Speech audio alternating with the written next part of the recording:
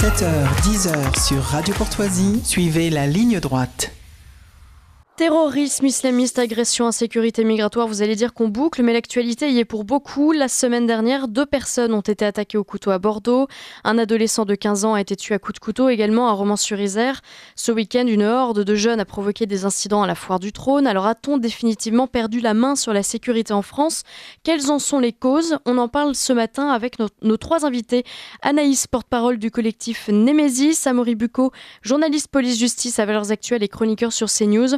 Et l'imam Chalgoumi, responsable associatif et religieux franco-tunisien, président de l'association culturelle des musulmans de Drancy et partisan d'un dialogue interreligieux. Merci à tous d'avoir accepté notre invitation. Alors, Amaury Bucco, je vais commencer par vous. Vous êtes à l'affût de cette actualité liée à l'insécurité pour Valeurs Actuelles sur CNews, mais également sur X, ou Valeurs Actuelles, oui, où vous relayez de nombreux faits divers. On a l'impression qu'ils sont de plus en plus nombreux, ces faits divers. C'est parce qu'on en parle davantage ou c'est un constat que vous partagez ? Écoutez, je vais peut-être vous décevoir là-dessus, mais je suis né dans les années 90, donc je suis encore assez jeune dans le métier. Et donc, par conséquent, j'ai beaucoup de mal à savoir si, par rapport à il y a 30 ans, quand je naissais, si on est au même niveau, ou si effectivement, moi j'ai l'impression qu'ils sont plus nombreux parce que maintenant je travaille sur ces faits. Ce que je pense quand même, c'est que le niveau de violence globale a évidemment progressé, ça c'est sûr. D'ailleurs, si Emmanuel Macron a parlé de décivilisation, lui-même qui n'est pas quelqu'un, je veux dire, de très à droite, qui est plutôt au centre sur ces questions de sécurité, le reconnaît, c'est qu'il y a bien un phénomène. Et quand on parle surtout avec les personnes qui encadrent des jeunes gens, la jeune génération aujourd'hui, que ce soit des professeurs, mais même quand on voit ce qui se passe aux hôpitaux, là-dessus, c'est clair qu'il y a 50 ans, il n'y avait pas du tout le même niveau de violence générale, que ça passait par plus de civilité et qu'aujourd'hui, on sent qu'il y a une espèce de décomplexion dans la violence qui, évidemment, se ressent beaucoup chez les jeunes, j'allais dire surtout dans certains quartiers. Oui. Anaïs, vous êtes porte-parole du collectif Némésis. Vous militez justement contre la banalisation de ces faits divers, en particulier ceux qui touchent aux femmes. On va revenir ensuite sur le cas de Samara, par exemple, à Montpellier. Mais d'abord, avez-vous le sentiment, à travers les témoignages que vous recevez, ceux que vous vivez vous-même d'ailleurs, que ces agressions se sont multipliées ces dernières années ? Oui, tout à fait. J'ai exactement ce sentiment-là. C'est vrai qu'on a énormément de témoignages qui arrivent partout en France et c'est une augmentation constante. Mais il y a aussi évidemment le fait que les femmes commencent à se rendre compte qu'il faut libérer la parole, qu'il faut pouvoir mettre le doigt sur ce qu'il se passe, ne plus avoir peur de témoigner librement. Et il y a aussi évidemment les chiffres du ministère de l'Intérieur qui disent qu'en 2023, il y a une augmentation de violences sexuelles de plus de 8%, ouais. ce qui est énorme. Mais la libération de la parole est mise en avant et ça fait plaisir quand même.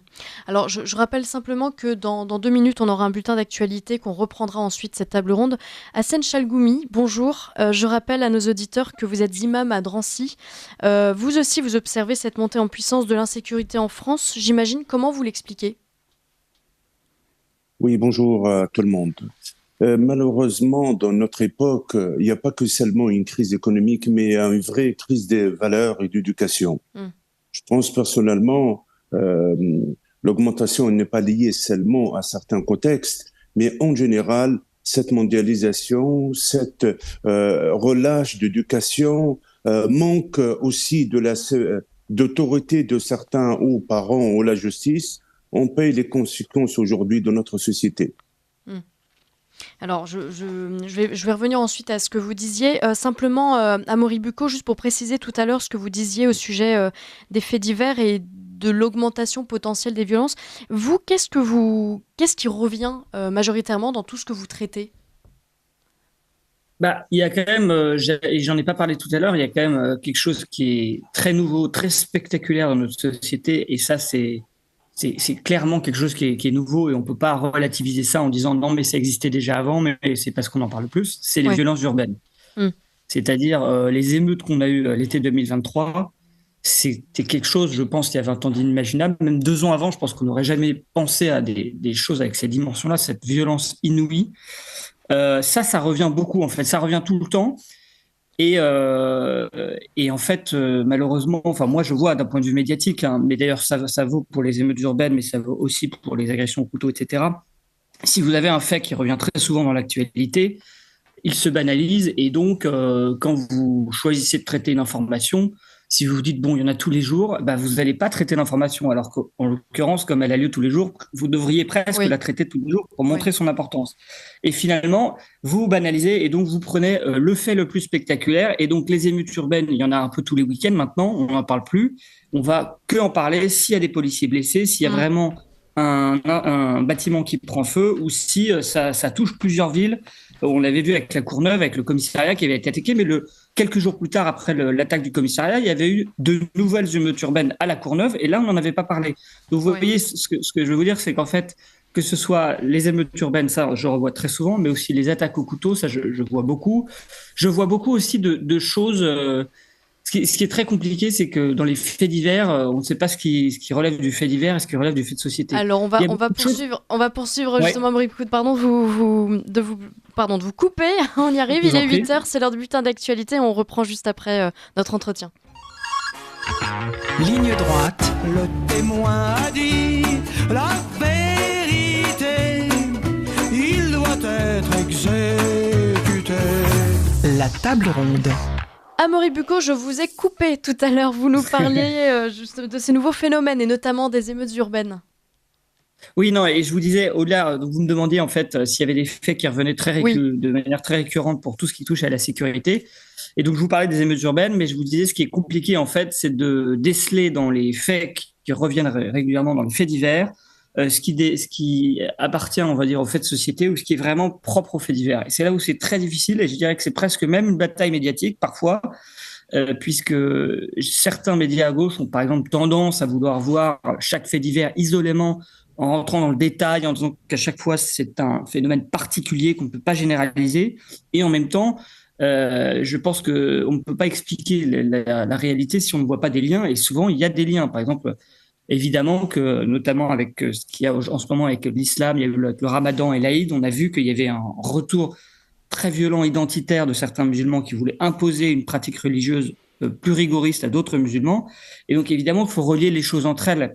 Et ça, c'est très difficile. Ou même parfois, vous avez quelqu'un dans la rue qui va brandir un couteau, qui va dire Allahu Akbar, mais en fait, il s'avère que le type est pas du tout musulman, qu'il est français de souche, j'allais dire, et même chrétien, mais c'est juste qu'il a un pet de travers, un pet au casque, et donc en fait il se met à dire quelque chose pour faire peur aux autres, et il dit que c'est ça qui est le plus redoutable. Donc c'est très difficile de faire le tri entre faits divers et faits de société, mais c'est important d'essayer de faire ce lien pour essayer de comprendre la société, et si on ne fait pas de lien entre les faits divers et on ne comprend pas les faits de société, on ne peut pas lutter contre eux. Donc c'est très important, et je trouve que les médias de gauche là-dessus ont un peu une responsabilité à vouloir trop compartimenter chaque fait divers sans parfois voir le fait de société, parce que ça les arrange pas forcément. Imam Chalgoumi, vous parliez tout à l'heure de crise des valeurs et de crise de l'éducation. Qu'est-ce que vous entendez par là ? Vous savez, le phénomène réellement, qu'on le vit aujourd'hui en France, il existe partout dans le monde, hein, presque. Je ne vais pas dire partout, mais ça dépend. Ça dépend des pays autoritaires qui imposent les choses ou ça dépend d'autres pays. Je peux vous dire une chose, il y a 3 facteurs pour moi importants. Les parents, la priorité, c'est la première école, voilà, où démarre l'éducation. L'échec de l'éducation, l'échec aussi, le rôle des parents. Ça, c'est la vraie crise où il faut que tout le monde y peut regarder. Il a parlé tout à l'heure par rapport aux émeutes de 2023. Oui. Il y a une grande part des parents. Le jour que les parents ils sont réveillés au nez ailleurs, on a trouvé aussi quand même un peu de résultats. On a vu comment il retient ces mineurs. La majorité étaient des mineurs, ils étaient d'autres. Ça, c'est les parents. 2, les réseaux sociaux. Google, Twitter, Facebook, Snapchat, tous ces réseaux sociaux, ils ne nous aident pas autant. Ils ont accéléré la violence. Ils ont accéléré le phénomène, malheureusement, triste de le dire, à la confrontation, victimisation. Tout ça, ça a aidé. Ces jeux aussi. On voit des jeux horribles. Il y a 30 ans, 20 ans, c'est pas ces jeux-là qu'on joue. C'est la mort, c'est la haine, c'est la destruction, c'est la guerre. Troisièmement, la justice. Quand on est en face des gens, ni foi ni loi, ni la perte de la foi par rapport à certaines valeurs, ni aussi la loi, je pense qu'on paye les conséquences et on ne va pas l'arrêter si on reste comme ça. Alors justement, Amaury Bucco, après je passerai la parole à Anaïs. Amaury, vous suivez un certain nombre d'affaires, vous en suivez notamment les issues, ce qui pourrait expliquer cette redondance, cette multiplication des agressions, des violences, des vols, des faits divers en tout genre. Est-ce que ça passe aussi par le laxisme judiciaire, par une réponse pénale inadaptée ? Alors, pour ce qui est des mineurs, puisque je rebondis sur ce que disait l'imam Chalgoumi, ce qui est intéressant, c'est que j'en ai parlé la semaine dernière avec une magistrate, justement une juge des enfants. La justice pour mineurs, vous savez, il y a le fameux excuse des minorités dont on parle beaucoup. Le fait que quand on juge un mineur, on estime que comme il a moins de 18 ans, il n'a pas son discernement entier et donc on ne peut que le sanctionner de peines qui sont les moitiés de celles des adultes. Pour ce qui est de la justice des mineurs, en réalité, et ça vaut pour l'excuse de minorité, les peines encourues sont souvent largement suffisantes. Mais si vous voulez, comme pour la justice des majeurs, le problème c'est que vous avez la peine encourue qui est souvent très sévère. Ensuite, vous avez la peine qui est vraiment décernée durant le procès, puisqu'on peut, en général, c'est moins. Et puis après, il y a la peine vraiment appliquée. Et donc, si vous voulez, entre la peine encourue et la peine réellement appliquée, en général, il y a ce qu'on appelle le laxisme judiciaire, c'est que vous faites un acte grave, vous pouvez avoir 3 ans de prison et en fait, vous en faites pas du tout. Eh ben forcément, vous avez l'impression que vous n'avez pas été sanctionné. Et donc, en fait, c'est un peu, vous pouvez recommencer. Et je crois que là-dessus, si la justice était très sévère, très rapidement, c'est-à-dire dès le premier fait, donc beaucoup parlent de petites peines de prison, je pense que ça serait très intéressant de faire ça, ben, il y aurait beaucoup moins de récidives parce que le problème dans la sécurité, c'est que vous avez un petit nombre de personnes qui récidivent énormément et donc qui font beaucoup d'insécurité. Donc, c'est vraiment ce petit nombre de personnes-là sur lesquelles il faudrait focaliser son attention, être particulièrement sévère. Et j'allais dire, la personne qui fait jamais rien dans sa vie et qui un jour fait un excès de vitesse, celle-là, peut-être se dire, bon, elle fait pas partie des récidivistes qui, a priori, représentent un danger pour l'ordre public. Et je voulais juste revenir sur ce que disait Hassen Chalgoumi sur les réseaux sociaux. Je pense qu'il a raison, mais pour les jeunes, hein, le fait que ça soit un facteur aggravant de violence chez la jeunesse. Mais les réseaux sociaux, j'allais dire, c'est comme vous donner un pistolet à billes à un garçon de 14 ans. Si ses parents l'ont expliqué qu'il ne devait pas tirer dessus sur les grands-mères dans la rue avec son pistolet à billes, il ne le fera pas.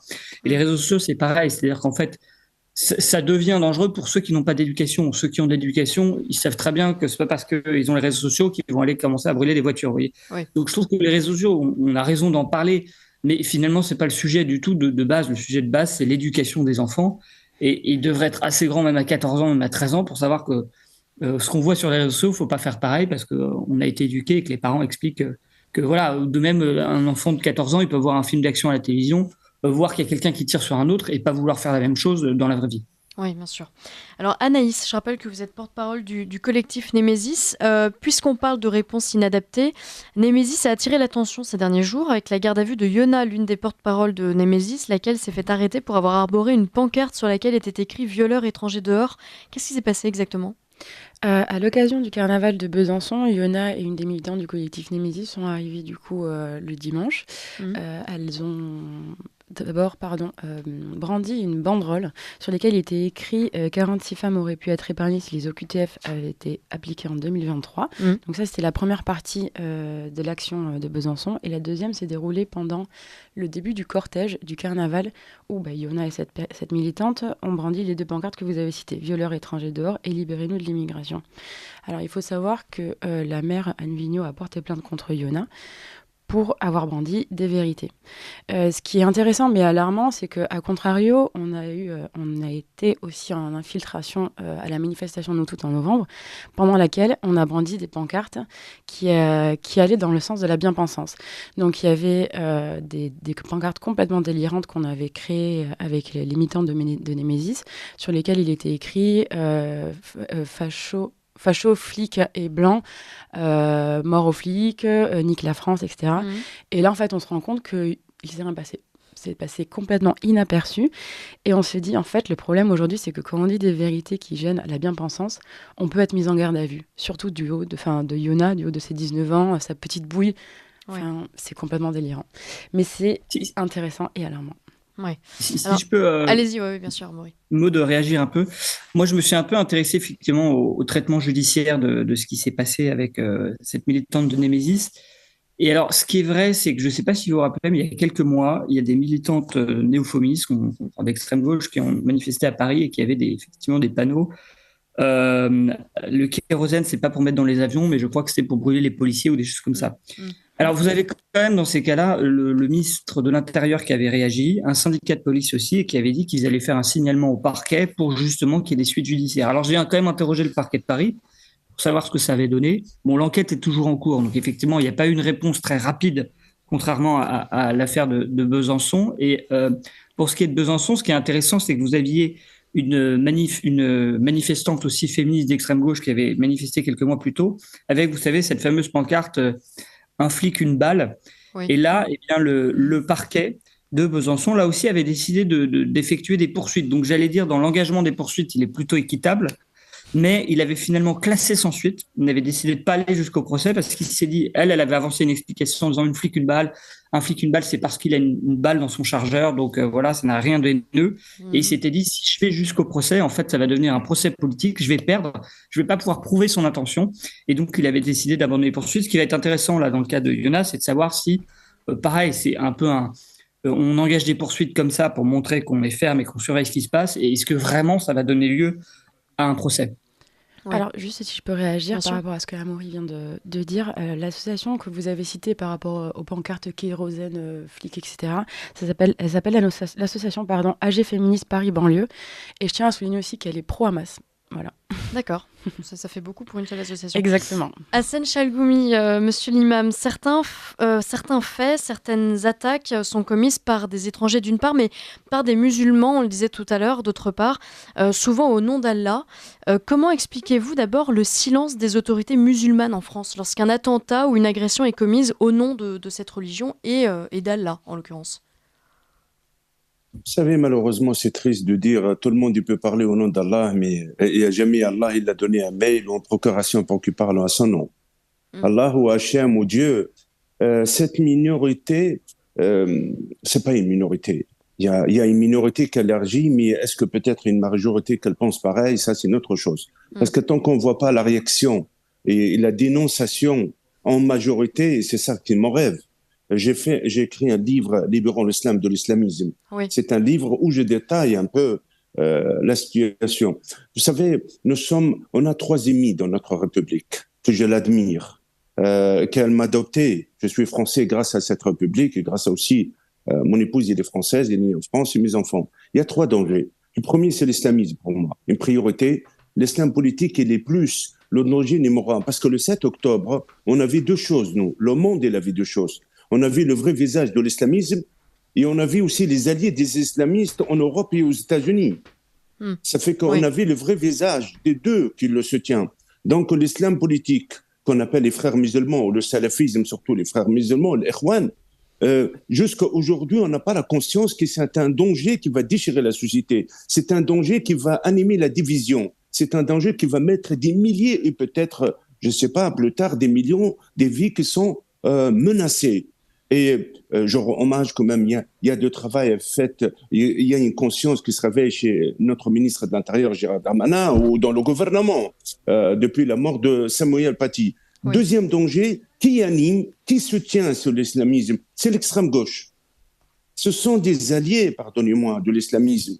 Au nom d'une cause, la cause palestinienne, c'est une cause juste. Je suis un homme de paix, je soutiens le peuple israélien par rapport à l'attaque avant-hier, pardonnez-moi, par le régime des Mollahs. Le régime, c'est la tête pensante, la tête qui finance l'islamisme partout dans le monde. Et cet islamisme, en même temps, je soutiens qu'il y a avoir 2 États qui peuvent vivre ensemble, israéliens et palestiniens. Parce qu'on arrête d'utiliser la cause palestinienne à des fins terroristes, comme celle de Al-Qaïda, l'AQMI, comme celle de Hamas et comme celle aussi de l'extrême gauche. L'extrême gauche, il nourrit cette jeunesse par un discours victimaire.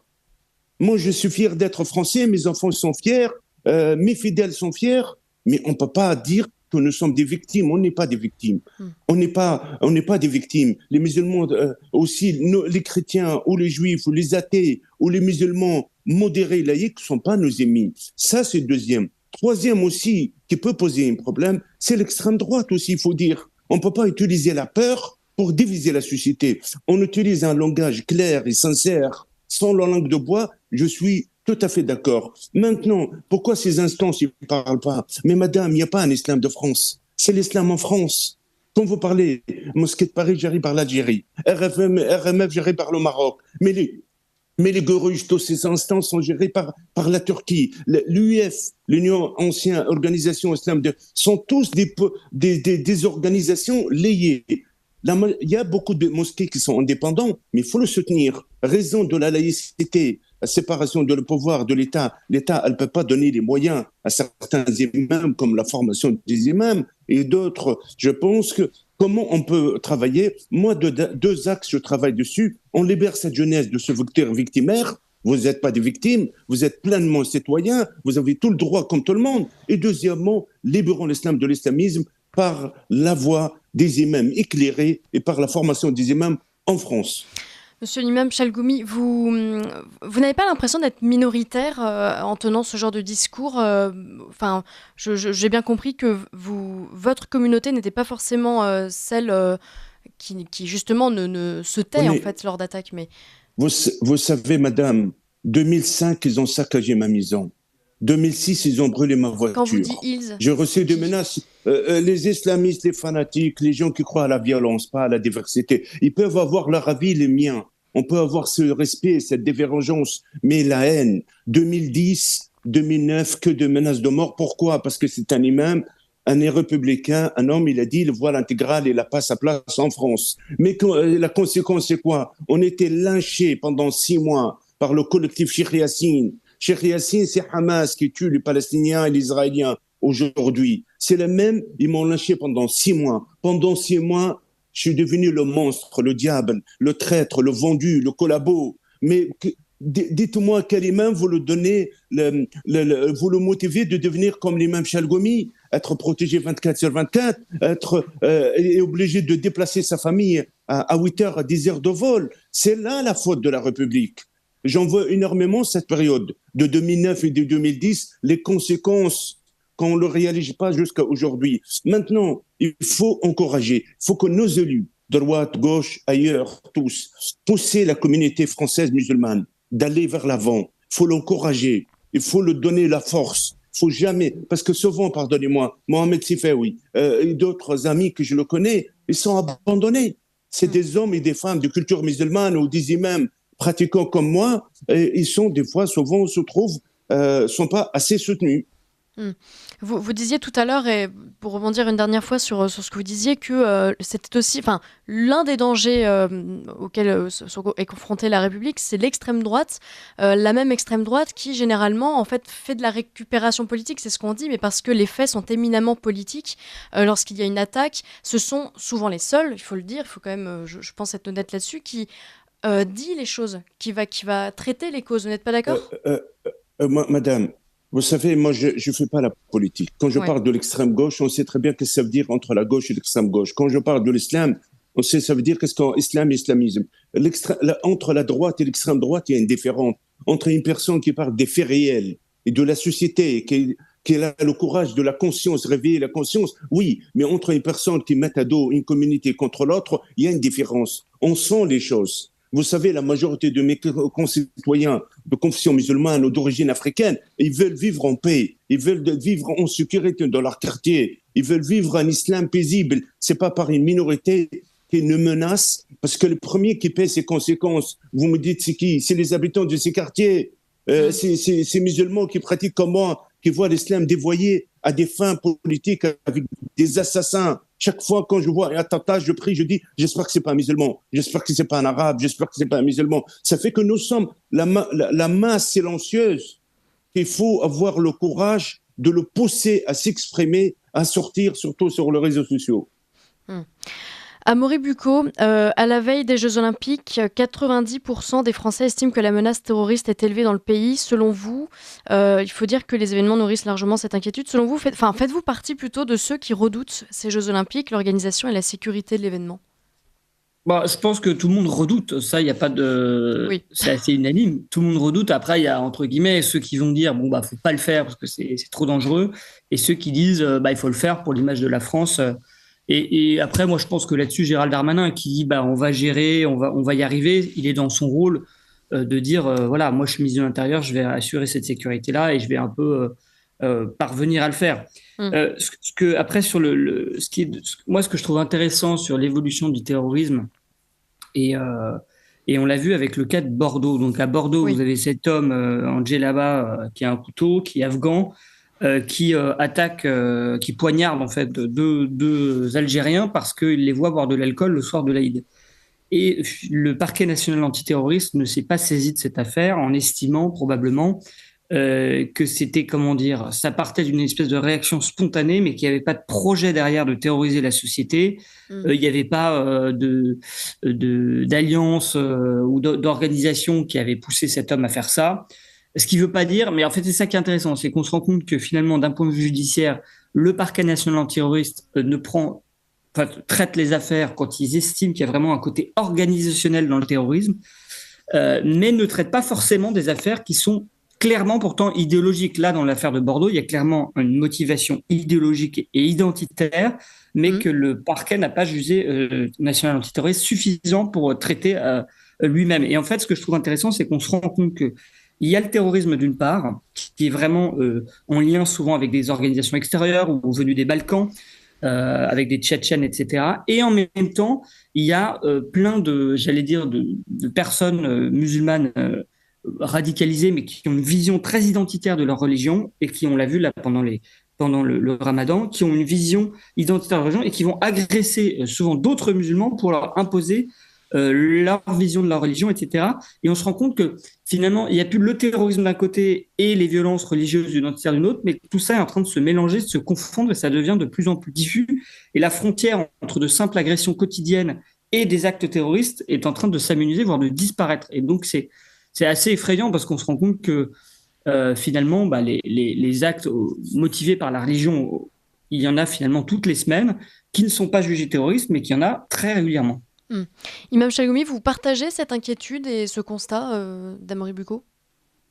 Bien sûr. Vous savez, avant de passer à l'acte, il y a toujours cette culture de violence qui est déjà à l'intérieur. Peut-être violence familiale, violence dans les quartiers, et aussi cette culture de violence. Après, sont récupérées par des voix de fanatiques, récupérées par des prêcheurs de haine qui sont sur les réseaux sociaux énormément, Snapchat et ailleurs, avec un discours aussi qui mélange le contexte international, le Proche-Orient. Parce que vous savez, s'il n'y avait pas le Proche-Orient, on n'a pas de violence, c'est pas vrai. Parce qu'il y a une lecture rigoriste de l'islam. Cette lecture, c'est de l'islam politique. Ça, c'est le rôle de la République, c'est le rôle des élus, le rôle de chaque homme et femme responsable. Ils ont la conscience de la responsabilité de lutter contre. Dans l'islam, il y a plusieurs lectures. On a les lectures les plus pacifiques, modernes. Vous savez, les 14 siècles ne sont pas tous des anges, ils ne sont pas tous des démons, mais il y a des beaux exemples. Il y a un travail qui a été fait pendant 14 siècles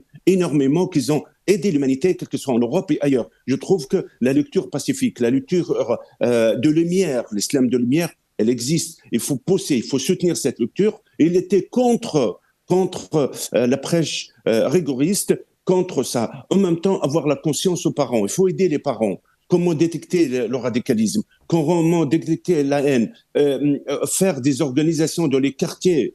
Moi, je suis pour des vrais médiateurs qui sont spécialisés, parce qu'il faut donner des moyens aux Français musulmans, parler aux Français musulmans aussi, donner des moyens, donner le courage d'aller confronter ces idées, confronter ces jeunes, en parlant de la France, de la patrie, en parlant de conflits israélo-palestiniens, en parlant des gens de livres, Ahlul Kitab, les juifs, les chrétiens, toutes ces minorités, en parlant de l'homme et la sacralité de l'homme. Je pense qu'il y a un travail, des débats qui peut le faire de chez les parents, sur les réseaux sociaux, dans les quartiers. Il y a aussi un travail à faire de montrer la souveraineté et la fermeté. Anaïs, le collectif Némésis envisage-t-il une campagne de sensibilisation à la veille des Jeux Olympiques ? Et serez-vous à Paris d'ailleurs, durant ces Jeux Olympiques ? Alors oui, nous serons à Paris et effectivement, il y a un projet de sensibilisation par rapport aux risques encourus déjà pour les femmes françaises, mais aussi par rapport aux touristes qui vont venir à ce moment-là.